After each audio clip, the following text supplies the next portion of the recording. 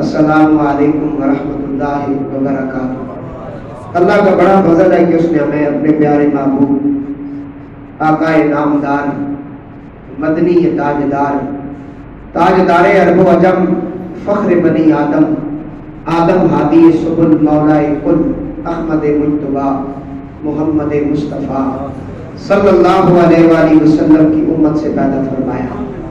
کچھ لمحوں کے لیے ہمیں اپنے پاک گھر میں بیٹھ کر رمضان المبارک کے عظیم جمعۃ المبارک کی یہ گھڑیاں ہمیں نصیب فرمائی۔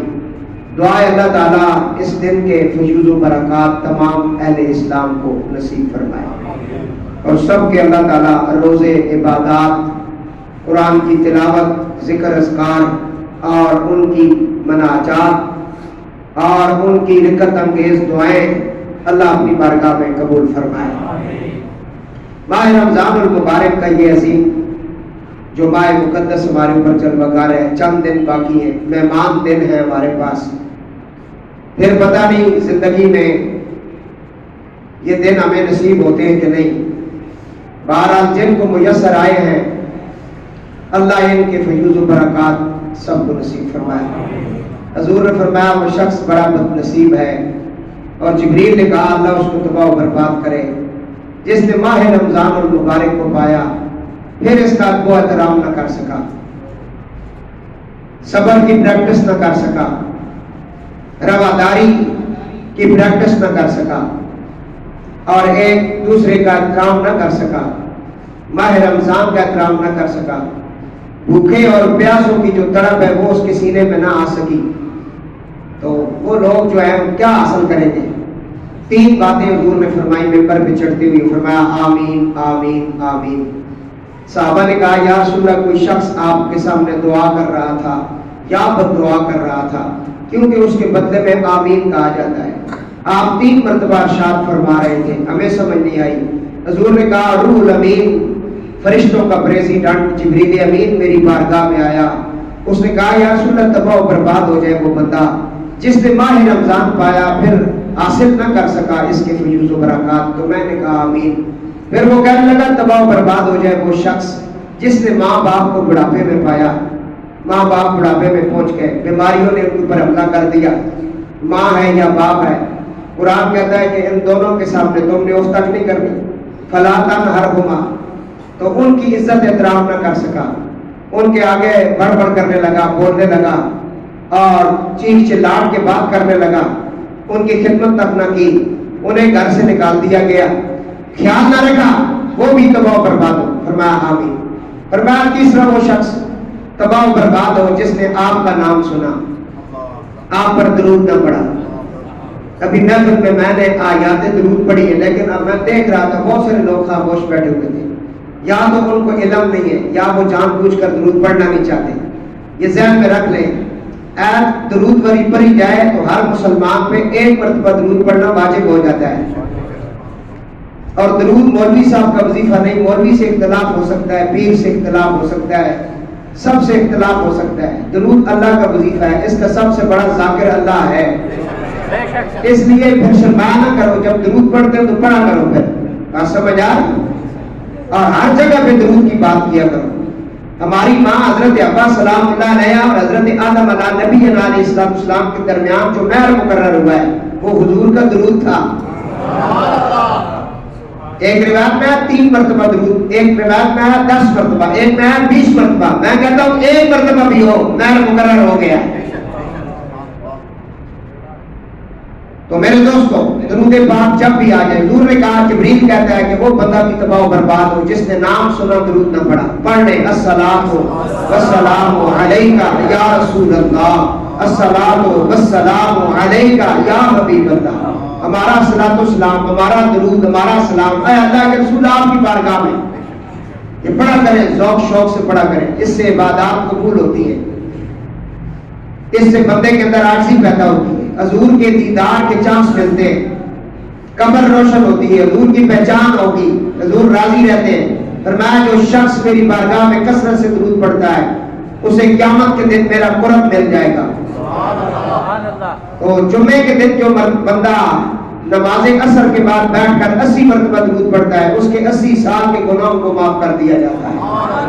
ایک مرتبہ پڑھتا ہے 10 نیکیاں ملتی ہیں، لیکن رمضان میں نیکیوں کو بڑھا دیا جاتا ہے، ایک مرتبہ 1 لاکھ تک پہنچ جاتا ہے۔ جو ثواب کی نیت سے پڑھتے ہیں وہ اس طرح پڑھتے ہیں، لیکن درویش لوگ ثواب کی نیت سے نہیں پڑھتے، وہ تو کہتے ہیں تجھی سے تجھی کو مانگ کر اچھا رہا منگتا تیرا، بس تو راضی ہو جا۔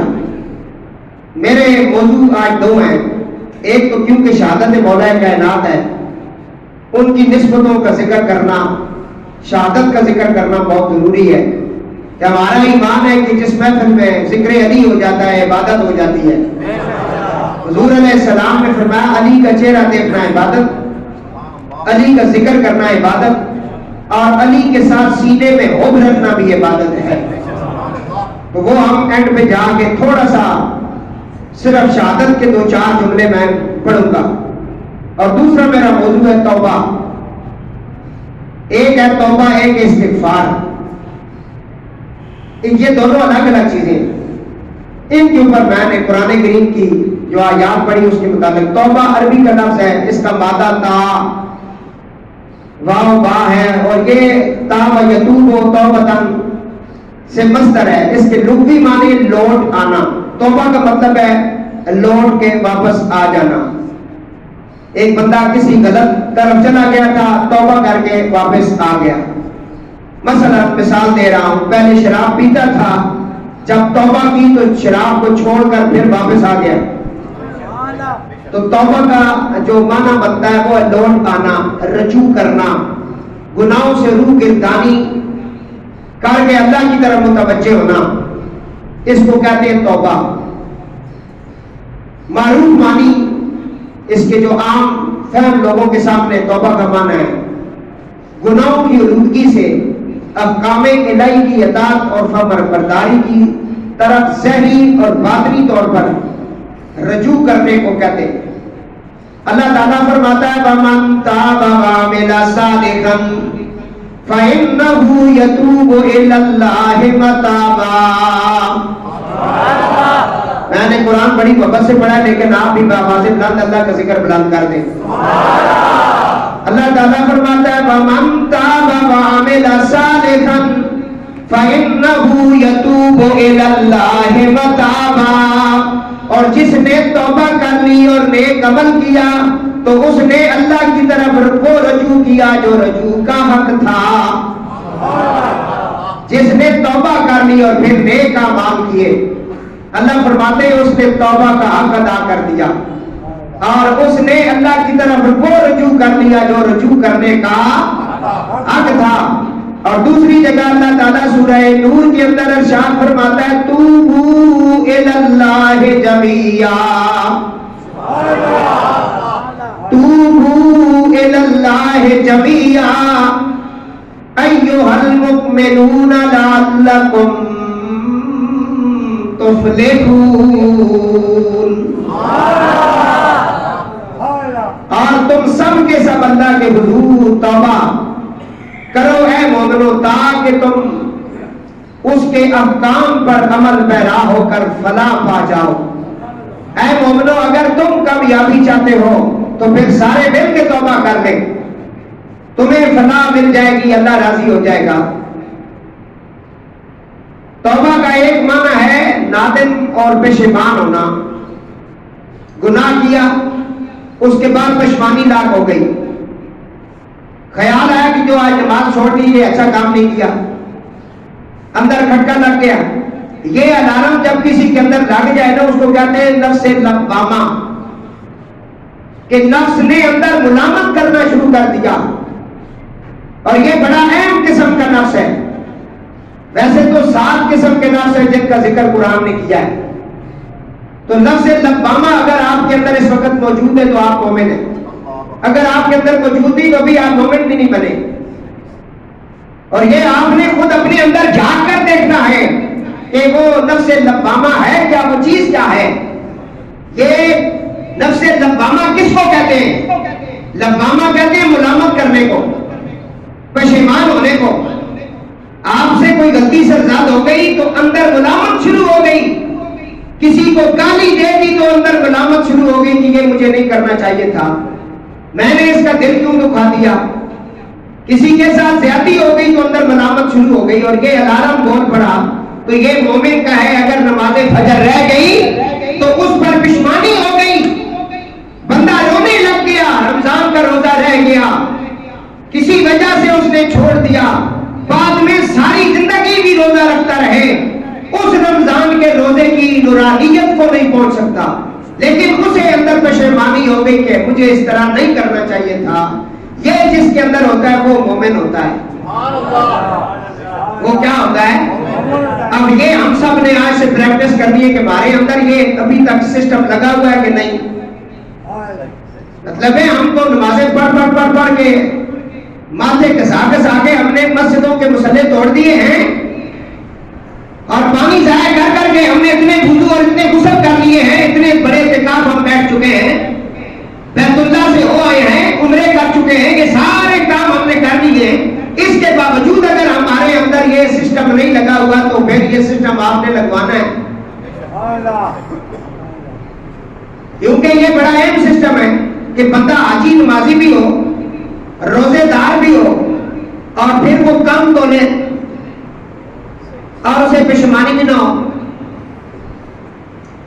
ناپ تول کے اندر کمی کرے، پشمانی بھی نہ ہو، لوگوں کی بہنوں بیٹیوں پہ نظر رکھے اور پشمانی بھی نہ ہو، اور نماز بھی پڑھے، یتیم کا مال بھی کھا جائے اور حج بھی کر لے اور پشمانی نہ ہو، غریب کے ساتھ ظلم بھی کرے، اور جھوٹی قسمیں جا کر جھوٹے جو ہے اسٹامپ پیپر بنوا کر کے عدالتوں میں جمع بھی کروا دے اور پشمانی بھی نہ ہو، اور پھر وہ حاجی بھی رہے، یہ کیسے ہو سکتا ہے؟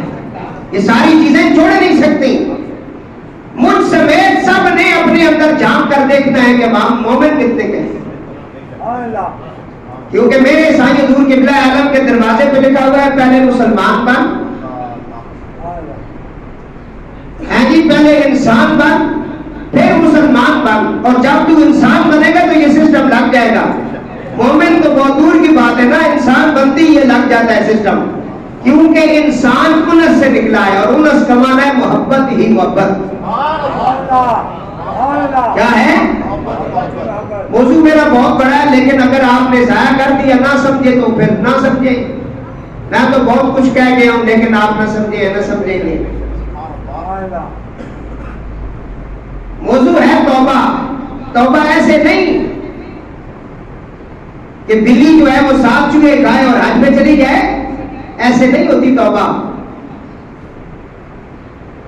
جس کی بیٹیاں اس کے وراثت کی حقدار ہے ان کو بھائی وراثت نہ دے اور توبہ کر لے، ایسے نہیں ہوتا۔ اپنے بہن بھائیوں کے حقوق پورے نہ کرے، ماں باپ کے حقوق پورے نہ کرے، بیوی کے حقوق پورے نہ کرے، یا بیوی خاوند کے حقوق پورے نہ کرے، تو پھر وہ کہے کہ میں توبہ کروں گا اور معافی مل جائے گی، روزے رکھ لوں گا۔ نہیں، مجھے کل ایک دوست ملا وہ روزے نہیں رکھتا ہے، تو میں نے کہا تجھے کیا ہوا ہے؟ کہتا ہے بس نہیں رکھ سکتا ہوں، تو میں چاہ رہا ہوں کہ پورے محلے کی افطاری نہ کروا دوں۔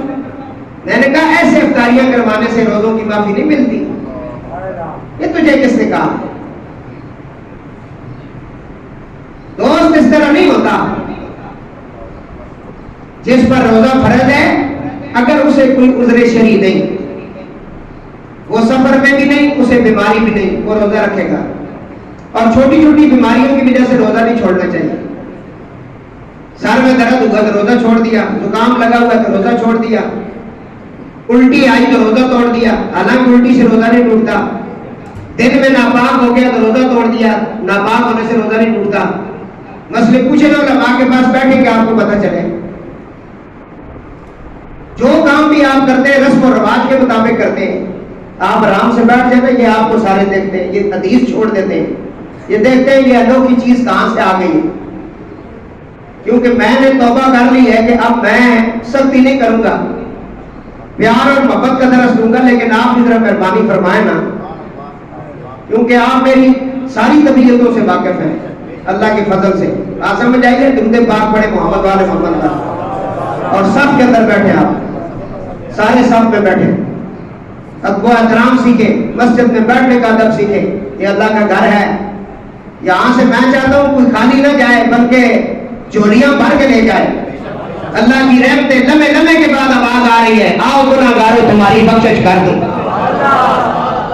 جب وہ تمہاری بخشش کرنے کے لیے تیار ہے اور اعلان ہو رہا ہے, اس لیے رومی کشمیر عارف بری فرماتے ہیں رحمت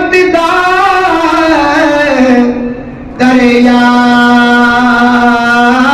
الہی تے ہر دم وگدا تیرا جے حقیقت را بخشے مینوں تے کم بڑی جاندا میرا. تو جب پشیمانی ہونا آپ کو گناہ کرنے کے بعد, نماز رہ گئی پشیمانی ہو گئی, کسی سے زیادتی ہوئی پشیمانی ہو گئی, اندر یہ تڑپ پیدا ہو جائے, اس کو کہتے ہیں نفس لوامہ کہ اس نے آپ کو اطلاع دی ہے, اس نے آپ کو اطلاع دی ہے کہ اب توبہ کر لیں بھائی, شاید اس کے بعد یہ موقع نہ ملے. کیونکہ زندگی کا ایک منٹ کا کسی کو پتا نہیں کہ اگلا لمحہ میرے اوپر کیسا آنے والا ہے. اللہ فرماتا ہے کل من علیہا فان, ہر چیز نے فنا ہو جانا ہے. وَيَبْقَى وَجْهُ رَبِّكَ ذُو الْجَلَالِ وَالْإِكْرَامِ, اگر باقی ہے تو تیرا مالک ہوگا جو ذو الجلال والاکرام ہے. اس لیے تو اپنے ہر آنے والے لمحے کو اپنی موت تصور کرتے ہوئے توبہ آج سچی کر کے اٹھ, کہ اعتکاف میں اگر تو آ ہی گیا ہے تو آج سچی توبہ کر کے جا کے آج کے بعد نماز نہیں چھوڑوں گا, آج کے بعد نماز ہے, ماں باپ کا عزت احترام کروں گا, بیوی بچوں کا اللہ رسول کے حکم کے مطابق خیال رکھوں گا, مسجد کی صفائی ستھرائی کروں گا, مسجد کے حقوق پورے کروں گا, امام کے حقوق پورے کروں گا, بہن بھائیوں کا خیال رکھوں گا, کسی کو نازیبا بات نہیں کہوں گا. یہ آج پکی باتیں کر کے جا, تو پھر تو پتہ چلتا ہے کہ تو نے ماہ رمضان کے اندر پریکٹس کر لی ہے, اور یہ پریکٹس کے لیے تجھے دیا گیا ہے. اگر اس کے باوجود بھی تیرے اندر سے بغض و عداوت نہیں جاتی تو پھر تو بات نہیں ہے. حضور نے فرمایا اے علی 2 عمرے اور 2 حج کر کے سویا کرو. یا رسول اللہ 2 حج اور 2 عمرے کیسے ہوتے ہیں؟ فرمایا 2 مسلمانوں کی صلح کرانا اور ان کو آپس میں ملا دینا اور ان کے اختلافات کو دور کرنا, یہ 2 عمرے اور 2 حج کے برابر ہے. ہے کوئی ایسا؟ ہے کوئی ایسا یہ سوچنے والا؟ شیطان سے پوچھا گیا تو کب کامیاب ہوتا ہے؟ اس نے کہا لوگوں کو بے نمازی کر کے کامیاب نہیں ہوتا, لوگوں کو شراب پر لگا کر کامیاب نہیں ہوتا, میں گٹو غارت کر کے خون گری کر کے کامیابی نہیں ملتی. مجھے تو اس دن کامیابی ملتی ہے جس دن میاں بیوی کے اندر اختلاف ہوتا ہے, جس دن یہ آپس میں لڑتے ہیں اور ایک دوسرے کو برا بھلا کہتے ہیں, اس دن میں بڑا خوش ہوتا ہوں. اور سب سے بڑی کامیابی اس دن ہوتی ہے جب میں طلاقیں دلوا دیتا ہوں. نہ سوچا نہ سمجھا, نہ سوچا نہ سمجھا, اور طلاق کو مذاق بنا دیا. پچھلے دنوں میں لاہور کے اندر ایک طلاق ہوئی, کیس میرے پاس بھی آیا, تو طلاق کی وجہ جب میں نے سنی تو بڑا افسوس ہوا. سکے تائے کے گھر کے اندر لڑکی کی شادی ہوئی ہے, سکے تائے کے گھر میں, لڑکی یتیم ہے, اس کا بھائی فوت ہو چکا تھا اور اس کے ہاں 2 بچے بھی وہاں ہوئے. ساس نے طلاق اس لیے دلوا دی اپنے بیٹے سے کہ اس کا خاوند جب بیمار ہوا تو ان کے کوئی حضرت صاحب ہیں, ان کے کوئی حضرت صاحب کا نبی, یہ 2 نمبر کے جو تدیس داغے کا کام کرنے والے ہیں عامل, ان کی بہت گندی موت ہوگی. یہ جو نجومی ہیں یا حساب کتاب لگاتے ہیں اور لوگوں کو مطلب جھوٹی باتیں بتاتے ہیں, جھوٹ بول بول کر لوگوں سے پیسے لیتے ہیں کہ فلاں نے فلاں پہ جادو کر لیا, فلاں نے فلاں پہ تبیز کی ہوئے ہیں, اللہ کا توکل ہی ختم ہو گیا. بات سمجھ آ رہی ہے؟ مجھے لا الہ الا اللہ, اللہ کی عزت کی قسم, میں باروزہ اور مسجد میں اور ممبر رسول پر بیٹھ کے کہہ رہا ہوں, 27 سال سے میں لوگوں کو تویز بھی دیتا ہوں, دم بھی کرتا ہوں, حساب بھی کرتا ہوں, لیکن آج تک کسی کو میں نہیں کہا تیرے اوپر فلاں نے جادو کیا. میں کہتا ہوں تو آم کھا پیڑ نہ گن, میں تجھے کلام بتاتا ہوں, یہ پڑھ تجھے جادو سے اللہ بچائے گا. نظر بد سے بچائے گا. یہ جو رشتوں کی رکاوٹ ہے اس کا وظیفہ دیتا ہوں درود ابراہیمی کا. ہم تو یہ بتاتے ہیں کیونکہ ہم نے قرآن پڑھا ہوا ہے. تو آپ جن لوگوں کے پاس طویل طاقت لینے چلے جاتے ہیں ان کو تو خدا کے بندوں سورہ فاتحہ پڑھنی نہیں آتی, اور انہوں نے ہمارے ملک کا بیڑا گرک کیا ہوا ہے. تو اس بابے نے اس عورت کو کہا کہ تیری بہو نے تیرے خامن پر یہ عمل کیا ہوا ہے بڑا سخت, اس وجہ سے بابا بیمار ہے. تو جب بابا سیریس ہوا اسپتال لے کر گئے تو بیماری کون سی نکلی؟ ہیپاٹائٹس سی, کالا یرکان, اور یہ کینسر کی طرف چلا جاتا ہے جب اس کی آخری سٹیج ہوتی ہے, کینسر کی طرف روانہ ہو جاتا ہے. اب عمل سے کسی نے کینسر کروا دیا ہے, نہ خدا کی یاد رہی, نہ قرآن یاد رہا, نہ رسول اللہ کے فرمان یاد رہے, اور طلاق ہو گئی. لڑکے کو اتنا کچھ ماں نے کہا کہ تو نہیں دے گا, دودھ نہیں بخشوں گی. یہ ظلم ہے میرے بھائی. تو پھر بتا روزے بھی رکھے اور عمرے پہ بھی چلا جائے, توبہ بھی کرے, ایسی توبہ کو نہیں مانتا. سب سے پہلے تو اپنے آپ کو ٹھیک کرو نا, اس کے بعد جا کے بات بنے گی. کوئی کسی کے اوپر جادو نہیں کرواتا, یہ بالکل جھوٹ ہے. جادو کی فیس ہی کوئی نہیں دے سکتا, یہ بھی میں بتا دوں. طویل دھاگا لوگ کرواتے ہیں, شرارت کرتے ہیں, وہ بھی زیادہ تر غیر مسلم کرتے ہیں, عیسائی. جو حضور کا غلام ہے, مسلمان ہے, وہ نہیں کر سکتا, کبھی بھی نہیں ہو سکتا وہ کسی کے ماں بہن بیٹی کا گھر خراب کرے. ہو ہی نہیں سکتا کہ کسی کے کاروبار کی بندش کرے. بچے کی ولادت کے اندر میڈیکل کہتی ہے 9 مہینے سے بھی اوپر وقت جا سکتا ہے, 10 مہینے بھی ہو سکتے ہیں. میڈیکل میں نے پڑھا ہے تھوڑا بہت, لیکن حساب کروانے آ جاتے ہیں کہ لیٹ ہو گئے, چیک کریں کس نے بند کیا ہوا ہے. میں اپنی بات بتا رہا ہوں, میرے ساتھ لوگ بات کرتے ہیں, ذرا چیک کر کے بتائیں کہ بچہ پیدا ہونا تھا, تاریخ سے بہت اوپر چلا گیا, کیوں ہو گیا؟ اتنی جہلیت, آلو لینے آئے اور حساب کروانے آ گئے. کبھی تم نے ہم سے اللہ رسول کا بھی راستہ پوچھا ہے؟ ہم انتظار میں رہتے ہیں کوئی ایسا ہے جو آ کر ہمیں کہے کہ ہمیں اس میں اعظم کا سبق دیا جائے, ہمیں لا الہ کی کردان پڑھائی جائے. ہم یہاں سے ہزاروں روپیہ لگا کر کے منگانی شریف کیوں چلے جاتے ہیں, وہاں پہ طویل لینے جاتے ہیں؟ نہیں, وہاں ہماری پریکٹس ہوتی ہے, اس میں اعظم پڑھایا جاتا ہے, اللہ کا ذکر ہوتا ہے, خفی ذکر کروایا جاتا ہے. اور میرے قبلہ نے فرمایا یہ ذکر جو خفی ہے یہ حضور نے اپنے صحابہ میں سے مولا علی کو عطا کیا ہے. پھر مولا علی کا یہ شجرہ چلا آ رہا ہے. فرمایا تو نے جس کے ہاتھ میں ہاتھ دیا یہ اس کا ہاتھ تھا, اس کا ہاتھ اس کے پیر کے ہاتھ میں تھا, اس کا ہاتھ اس کے پیر کے ہاتھ میں تھا, اس کا ہاتھ کرتے کرتے یہ ہاتھ غوث اعظم کے ہاتھ میں, ان کا ہاتھ سید مخزومی کے ہاتھ میں, ان کا ہاتھ فلاں کے ہاتھ میں, پھر یہ ہاتھ امام حسن کے ہاتھ میں, امام حسن سے امام حسین کے ہاتھ میں, امام حسین سے مولا علی کے ہاتھ میں, مولا علی سے نبی پاک کے ہاتھ میں. بیعت کا یہ مطلب ہے کہ آپ نے سچی توبہ وہاں کرنی ہے, پچھلے گناہوں سے معافی کرنی ہے, اور اس طریقے پہ آنا ہے کہ جو میرے مرشد کا طریقہ ہے. داڑھی رکھی ہے, داڑھی رکھے, سنت کے مطابق زندگی گزارے, سنت کے مطابق زندگی گزارے, جو انہوں نے آپ کو بتایا وہ کریں. اصل بات یہ ہے, باقی اور تو اس کے اندر کچھ نہیں. بندہ سکول میں داخل بھی اور رزلٹ بھی صحیح نہ نکلے, بیعت بھی کرے اور رزلٹ بھی نہ آئے. کافی دوست ایسے بھی میں نے دیکھے کہتے ہیں کہ ہم تو بیعت نہیں کرتے, ہم اس کی پیر کی بیعت کریں گے جو ہماری خواب میں آ کر ہمیں اطلاع دے گا. میں نے کہا پہلے تم اپنے اندر جھانکو, تم اس قابل ہو چکے ہو کہ تیری خواب میں کوئی آئے بغیر محنت کیے؟ یہ لایانی باتیں چھوڑ دو, یہ تمہیں کس نے کہا ہے؟ اور قرآن نے بھی کہا فَلَمْ تَجِدْ لَهُ وَلِيًّا مُرْشِدًا. ہر وہ شخص گمراہ ہے جس کا کوئی مرشد نہیں, وہ گمراہی کی طرف چلا گیا. مرشد کہتے ہیں راستہ دکھانے والے, جس نے تلقین ہی نہیں کی, بتایا ہی نہیں. تو میرے دوست عرض کر رہا ہوں, جب پشمانی ہو جائے گناہ پر, یہ الارم اندر آ جائے. حضرت عبداللہ ابن مسعود فرماتے ہیں اس کے بارے میں, فرماتے ہیں ان ندامت توبہ, گناہ پر پشمان ہونے کو توبہ کہتے ہیں. ہمارا موضوع توبہ ہے نا. پشمانی ہو گئی توبہ ہو گئی. ادھر پشمانی ہوئی توبہ ہو گئی. آج جتنے بھی یہاں عاشق اہل بیت یا عاشق صحابہ بیٹھے ہیں نا, سچی توبہ کر کے اٹھے کہ نماز نہیں چھوڑیں گے, حرام نہیں کھائیں گے کسی صورت میں بھی, چاہے دفتر میں یا دفتر سے باہر ہے. اس وقت سب سے بڑا ولی اللہ وہ ہے جو حلال کھاتا ہے.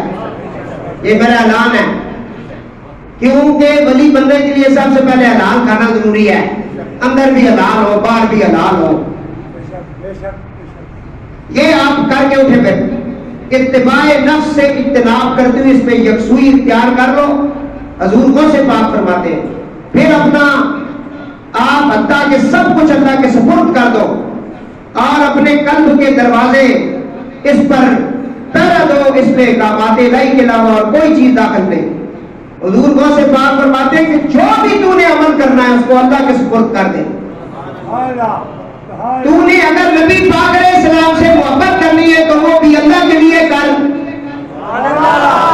میں حدیث پڑھنے جا رہا ہوں, پہلے ذہن بنا لوں. فرمایا اگر تو نے قرآن کی تلاوت کرنی ہے تو وہ بھی اللہ کے لیے کر. کسی بزرگ کے پاس جا رہا ہے, زیارت کرنے جا رہا ہے, کیونکہ یہ صحابہ کی سنت ہے, قرآن سے ثابت ہے, تو اللہ کے لیے کر. فرمایا تیرا ہر عمل اللہ کے لیے ہونا چاہیے. حب للہ بغض للہ. اگر تو کسی کے ساتھ بغض کرنا چاہتا ہے, اسے اچھا نہیں جانتا کہ وہ گستاخ رسول ہے, تو یہ بھی اللہ کے لیے کر. اللہ کے دشمن کو دشمن جان, اہل بیت کے دشمن کو دشمن جان, صحابہ کے دشمن کو دشمن جان, اور اللہ کے ولیوں کے دشمن کو اپنا دشمن سمجھ. بغض کر سکتا ہے بالکل, یہاں بغض بھی جائز ہے. اور یہی تو وہ مقام ہے کہ جس جگہ کچھ ایسے معاملے بھی ہیں. حضور کی ذات والا اور ناموس رسالت کا مسئلہ آ جائے تو بالکل سامنے آ کر کھڑا ہو جا. حب للہ بغض للہ, یہ نیتیں بنا لے. اور گھر سے جب بھی نکلا کر دروازہ چھوڑتے ہوئے پڑھا کر بسم اللہ توکلت علی اللہ. اے اللہ میں تیرے نام سے شروع کر کے تیرے توکل پہ, لا حول ولا قوت, نہ میں نیکی کرنے کی طاقت رکھتا ہوں نہ برائی سے بچنے کی طاقت رکھتا ہوں. یہ پڑھتے یہ نکل جا, فرشتے تیرے محافظ بن جائیں گے. جب تک تو گھر نہیں لوٹتا تجھے کوئی لوٹ نہیں سکتا, مار نہیں سکتا, ظلم نہیں کر سکتا. یہ پڑھ لیا کر, کتنا بڑا تحفہ دیا ہے. اللہ کے خزانوں میں سے ایک خزانہ ہے جس کی طاقت و پاور ہر بندے کو نہیں پتا, اور عرش کے نیچے وہ خزانہ ہے. یا رسول اللہ وہ کون سا؟ فرمایا پڑھا کرو لا حول ولا قوت الا باللہ العلی العظیم. تو میرے دوستوں میں عرض کر رہا تھا پشیمانی جب پیدا ہو جائے گناہوں کے اوپر, نادم ہونا شروع ہو جائے بندہ, اور نفس لوامہ اس کو الارم لگا ہوا ہے اور وہ اس کو الارم دے دے کے بتانا شروع کر دے, تو وہ بندہ مومن ہوتا ہے. اور اس بات کو توبہ کہتے ہیں. اس بات کو عید کا دن ہے, لوگوں نے نئے نئے کپڑے پہنے اور خوشبوئیں لگائی, اچھے اچھے کھانے پکائے ہیں, برادری بہن بھائی سارے اکٹھے ہو رہے ہیں. لیکن ایک دروازہ ایسا بھی ہے جہاں سے رونے کی آواز آ رہی ہے. کئی ہزار مربع میل کو فتح کرنے والا, حضور کی دعاؤں کا مانگا ہوا عمر, عید کے دن اپنے کمرے کے اندر زاروں قطار رو رہے ہیں. باہر کھڑے غلاموں نے کہا یا امیر المومنین کیا بات ہے؟ فرمایا آج عید بھی ہے وعید بھی ہے. آج عید اسی کی ہے جس کے آج روزے اور اس کے کوئی نیک اعمال اللہ کی بارگاہ میں منظور ہوئے ہیں. لیکن جنہوں نے اس ماہ مقدس میں بھی شرم نہ کیا اور اس کی عزتوں کو پامال کر دیا, بازار میں وہ اور تھے, مسجد میں اور تھے, منبر پر اور تھے, فرمایا ان کے لیے آج وعید ہی وعید ہے. بات سمجھ آئی؟ غریبوں یتیموں کا مال زکات کا اکٹھا کر کے کسی اور مقصد پہ لگا دیا. اور کیا سمجھ رہے تھے کہ ہم نے یہاں ہی رہنا ہے؟ نہیں نہیں, یہ تو عارضی تھا, اس میں چھوڑ کے چلے جانا ہے. اسی طرح ایک دروازہ بند ہوا, بغداد کا شہر ہے اور والی یہ بغداد ہے. شام کا یہ عالم ہے. عشاء کی نماز پہ وضو فرماتے ہیں, ساری رات اللہ کی عبادت پہ ہوتے ہیں. فجر کی نماز اسی وضو سے ادا فرماتے ہیں. لیکن کمرہ بند ہے اور زاروں قطار ہو رہے. پوچھا حضور آپ کیوں رو رہے؟ رونے والا عبد القادر جیلانی ہے. آپ رو رہے؟ فرمایا آج عید بھی ہے وعید بھی ہے, پتہ نہیں کس کی عید آج قبول ہے. آج میرا یہ میسج لے کر چلے گا, گھمنڈ اور غرور اور تکبر سے نکل آؤ. بس تم یہ سب جو کسی کے ساتھ زیادتی کر کے پھر ہمیں روزے بخشوائیں گے, نہیں, اس طرح نہیں ہوتا. تو میرے دوست کو توبہ, سچی توبہ کر, درود پاک پڑھے گا. توبہ کے استغفار میں فرق کیا ہے؟ قرآن کریم ہے, سورہ ہود ہے, اور یہ کہ تم اپنے رب سے مغفرت طلب کرو, پھر وہ تم اس کے حضور صدق کے دل سے توبہ کرو, وہ تمہیں وقت معین تک اچھی متاع سے لطف اندوز رکھے گا اور ہر فضیلت والے کو اس کی فضیلت کی جزا دے گا. یعنی اس کے اعمال ریاضت کی کثرت کے مطابق اجر اور درجات عطا فرمائے گا. اگر تم نے روح گردانی کی تو میں تم پر بڑے دن کے عذاب کا خوف رکھتا ہوں. استغفار اور توبہ میں فرق یہ ہے کہ استغفار اصطلاح کے طور پر کہتے ہیں معافی کو. استغفار کا مادہ کا فرق ہے, اس کے استغفار کا مصدر ہے, اس کے معنی ہے مغفرت طلب کرنا. کہتے ہیں توبہ اور استغفار میں فرق یہ ہے کہ ندامت قلب کے ساتھ ہمیشہ کے لیے گناہ سے رک جانا یہ توبہ ہے, جبکہ ماضی کے گناہوں کو یاد کر کے معافی مانگنا یہ استغفار ہے. توبہ کے راستے کی طرف جو چیز جا رہی ہے اس کو استغفار کہتے ہیں, اور اس کو اپنے اوپر لازم کو مصروف کر لو. میں اکثر ایک جملہ کہتا ہوں, درود پڑھنا اللہ کی سنت ہے, استغفار پڑھنا رسول اللہ کی سنت ہے. حضور معصوم ہے بھائی, اور معصوم بھی کون سے معصوم؟ معصوم عن الخطا ہے, جہاں سوچ بھی نہیں سکتے کہ کوئی غلطی بتائی ایسی ہو سکتی کسی نبی سے بھی. سب نبیوں کے لیے ہمارا یہ عقیدہ ہے, نبی معصوم عن الخطا ہے, اس کے باوجود استغفار پڑھتے. اس کی کوئی وجہ ہے, تو اور میں جو استغفار پڑھتے ہیں اس کی وجہ یہ ہمارے گناہ معاف ہو.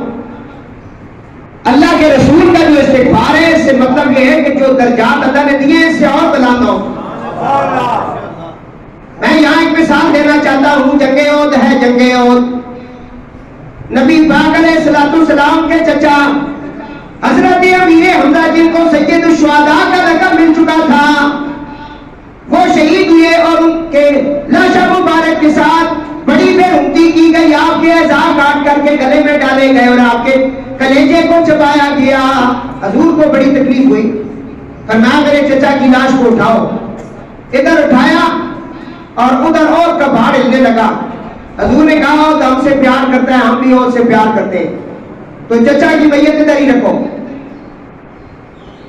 میں جو مقصد پیش کرنا چاہتا ہوں وہ سنیں. شہید ہوئے وہ جنگ احد میں. چچا وہ حضور کے اور رضائی بھائی بھی ہیں, ایک ماں کا دودھ بھی دونوں نے پیا ہوا ہے. چچا بھی ہیں, سکے چچا ہیں حضور کے, بہت بڑا مقام ہے سید الشہداء حضرت امیر حمزہ کا. اور یہ وہ دو لوگ ہیں جن کا تاریخ میں نام بڑے سنہری روپ سے لکھا گیا کہ یہ دو لوگ ہی تھے جنہوں نے اعلانیہ طور پر نماز کا اور اذان کا اور قرآن کی تلاوت کا حکم دیا تھا. اس سے پہلے لوگ چھپ چھپ کر نمازیں پڑھتے تھے کیونکہ یہ تعداد میں کم تھے. تو حضرت عمر رضی اللہ تعالیٰ عنہ اور حضرت امیر حمزہ نے کہا تھا یا رسول اللہ ہمارا رب بھی سچا ہے, رسول بھی سچا ہے, کتاب بھی سچی ہے, تو چھپ کے کیوں پڑھے؟ انہوں نے تلواریں نکال لی تھی اور یہ مکہ شریف کی گلیوں میں نکل آئے تھے دونوں دلیر. تو یہ بات میں آگے جا کے حضرت امیر حمزہ کی شہادت کے تیسرے دن بعد حضور نے ان کے لیے جو شہداء احد ہیں دعا کا اہتمام کیا. سننا 20 تیسرا دن گزر گیا. 10 دن کے بعد حضور نے شہداء احد کے لیے دعا کا انتظام کیا. 40 دن کے بعد کیا, پھر 6 مہینے بعد کیا, پھر سال بعد کیا جسے سالانہ کہتے ہیں. پھر ہر سال حضور شہداء احد کے قبروں پر چلے جاتے اور وہاں بعض و نصیحت کرتے اور ان کے لیے دعائیں مغفرت فرماتے. میں پوچھتا ہوں کہ جن کے لیے حضور نے دعا کا اہتمام کیا وہ تو پہلے ہی بخشے ہوئے تھے. تو بتائیں نا, شہید تو پہلے ہی بخشے ہوئے ہیں. اللہ فرماتا ہے وَلَا تَقُولُوا لِمَن يُقْتَلُ فِي سَبِيلِ اللَّهِ أَمْوَاتٌ بَلْ أَحْيَاءٌ وَلَٰكِن لَّا تَشْعُرُونَ. جو اللہ کے راستے پہ مار دیے جائیں انہیں مردہ گمان بھی نہ کرو بلکہ وہ زندہ ہیں, تم ان کی زندگی کا شعور نہیں رکھتے. ان کے لیے دعا کیوں کی جا رہی؟ بتایا گیا اگر تم کسی گناہگار کے لیے دعا کرو گے تو اس کی بخشش ہوگی, اگر نیکوکار کے لیے کرو گے تو اس کے درجے بلند ہوں گے. تیرے اور میرے استغفار میں فرق ہے. تو اور میں جب استغفار کریں گے تو گناہوں کی معافی مانگیں گے, یا اللہ ہم سے ظاہری باطنی سری ہوئی کوئی گناہ ہوا تو معاف کر دے. لیکن اگر پیغمبر یہ وظیفہ پڑھیں گے استغفر اللہ ربی من کل ذنب واتوب الیہ, تو اس سے یہ مطلب نہیں کہ وہ گناہوں کی معافی مانگ رہے ہیں, وہ تو اپنے درجات کی بلندی چاہ رہے ہیں. یہ فرق بھی نکل آیا. تو میرے دوستو, قرآن کریم کے بہت سارے مقام پر ہمیں استغفار اور توبہ کرنے کا حکم ملا. ہمہ وقت بڑی خاص بات آ گئی, ہمہ وقت گناہوں سے پاک رہنا یہ فرشتوں کی صفت ہے, انسان کی نہیں. ہمہ وقت گناہوں سے پاک رہنا انبیاء کو چھوڑ کر یہ فرشتوں کی صفت ہے. ہمیشہ گناہوں میں غرق رہنا یہ شیطان کی خصلت ہے.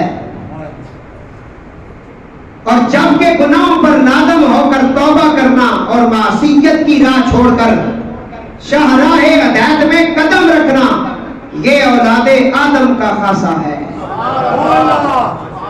یہ اولاد آدم کا خاصہ. بندہ ڈٹ جائے کہ پڑھنی نہیں اور روزے بالکل رکھنی نہیں, پھر وہ خود ہی دیکھ لے کہ وہ شیطان کے راستے پہ ہے یا رسول اللہ کے راستے پہ ہے. اتنا بندے کو ڈھیٹ نہیں ہونا چاہیے. تو یہ جو 50-50 کا سلسلہ ہوتا ہے, میں کبھی معافی مانگی کبھی نیکی کر, یہ حضرت انسان کو مقام ملا ہے. اور جب بندہ اپنے گناہوں پر نادم ہوتا ہے, ٹھیک ہو کے بیٹھے, مسجد ہے, دروشی پڑھے, درود پاک پہ آواز بلند پڑھے,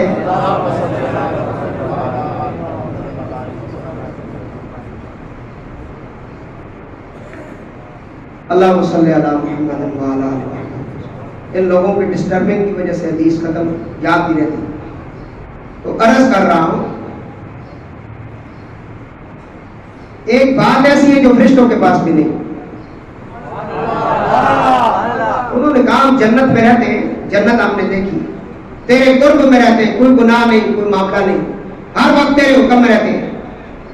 لیکن ایک بات ہمارے پاس مولا نہیں. فرمایا وہ کون سی؟ فرمایا جو تو نے حضرت آدم کی اولاد کو دی اور آدم کو دی ہے. وہ کون سی ہے؟ فرمایا تیری بارگاہ میں جب یہ روتے ہیں نا, یہ رونا ہمارے پاس نہیں.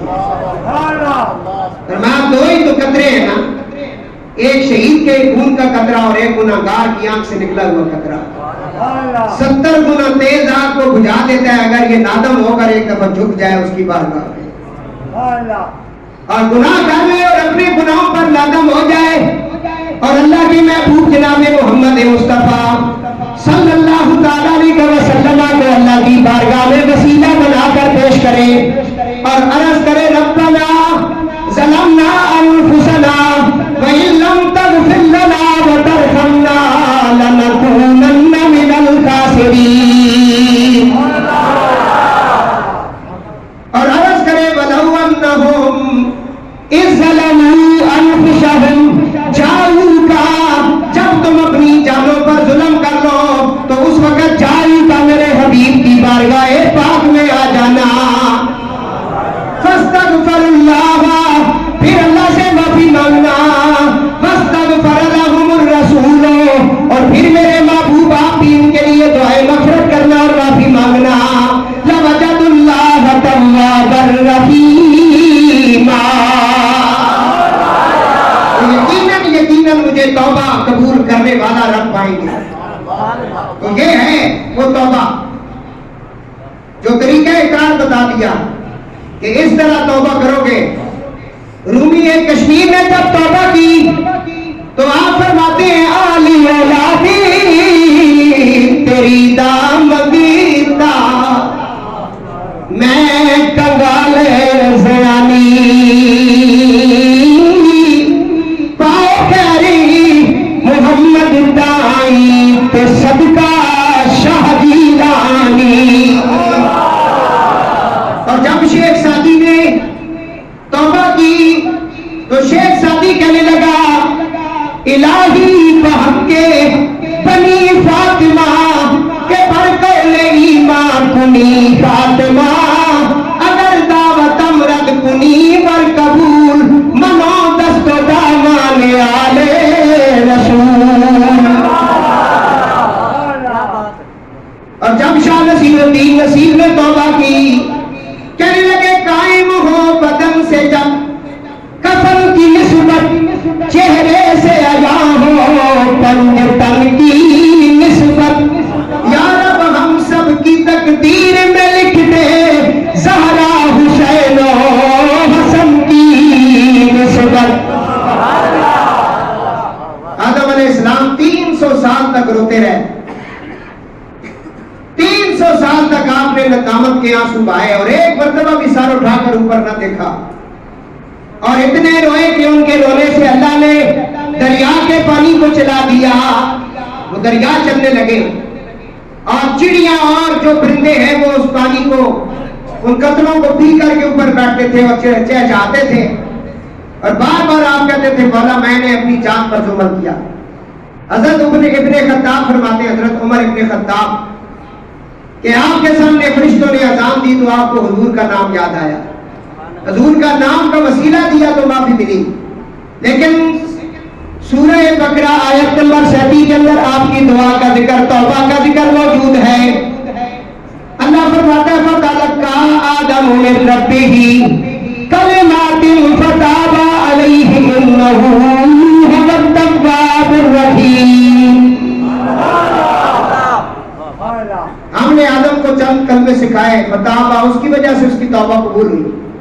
مفسرین نے ان کلموں کے بارے میں بہت کچھ لکھا کیونکہ ہم علی والے ہیں بات بھی علی کی کرتے ہیں اور ابھی تھوڑی دیر بعد علی کی بات کرنے لگے ہیں.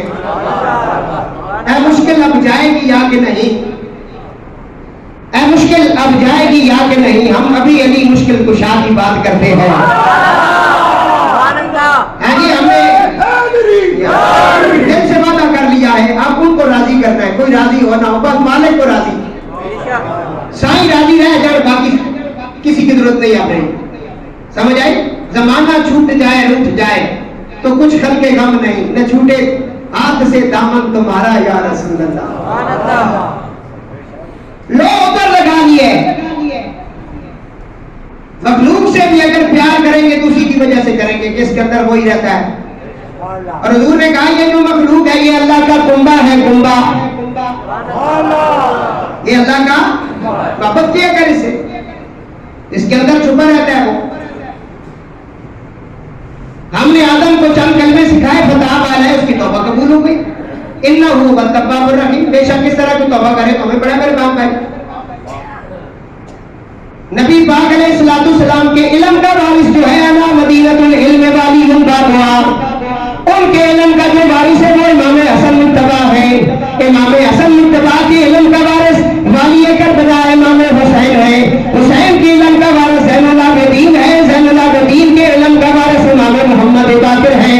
امام محمد باقر کے علم کے وارث کا نام امام جعفر صادق علیہ السلام ہے.